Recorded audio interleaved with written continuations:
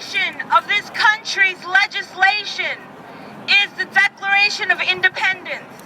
And it states that the government derives its power from the consent of the governed.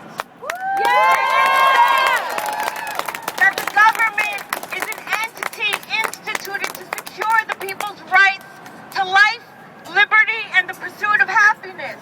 And it is clear that this government is indeed not living up to the standards of the people.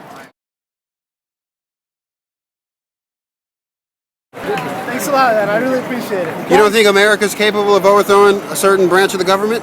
And making it so the rich don't dominate all the monetary gain? They ain't gonna pay. But they don't pay the right taxes. That's the problem. They don't pay the right taxes. So what do you think it'll take for them to pay the right taxes? The end of the world. You ain't overthrowing the government. So basically it has to get pretty ugly. You heard what Bloomberg says? He's saying that riots in the streets. You're right. I was born in '52. I was born in East Harlem over there. The best time of my life, 1960 to 1970. That's the best time of my life. Do you see a change in the way things are now as far as the population, as far as their vigor to get out and stand up against government? No.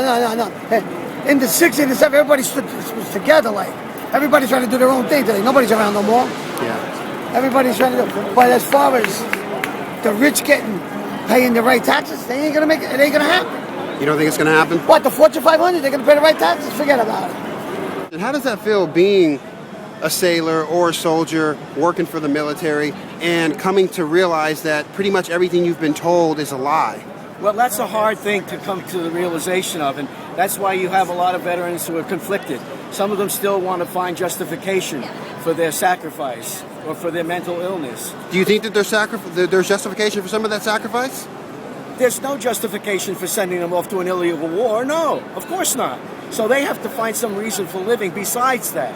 And maybe by joining organizations like Vets for Peace or Iraq Vets Against the War, they can find some liberation for their souls.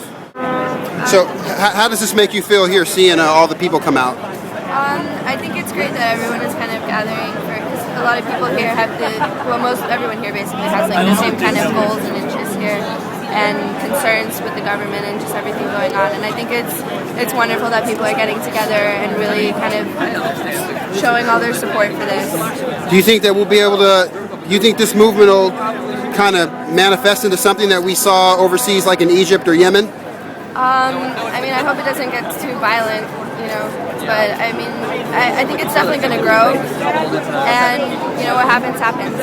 So you think that shopping and all the advertisements that we're constantly bombarded with, you think that, serves as the catalyst to kind of hinder the population from, seeing the more majestic things in life?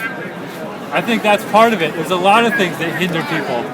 There's the development of technologies that gets everyone thinking about themselves 24 hours a day. There's shopping. There's cheerleading for wars going on in other countries. There's a whole bunch of stuff. Sorry to interrupt you. So would you say a medium such as Facebook serve as a more or less, something that kind of serves people's vanity? I think it does serve people's vanity. We all know that. But let's use it to organize. Me and you know that. Yeah, well, we're using Facebook now. Sometime we're going to put the Facebook down because we're all going to be in the same room.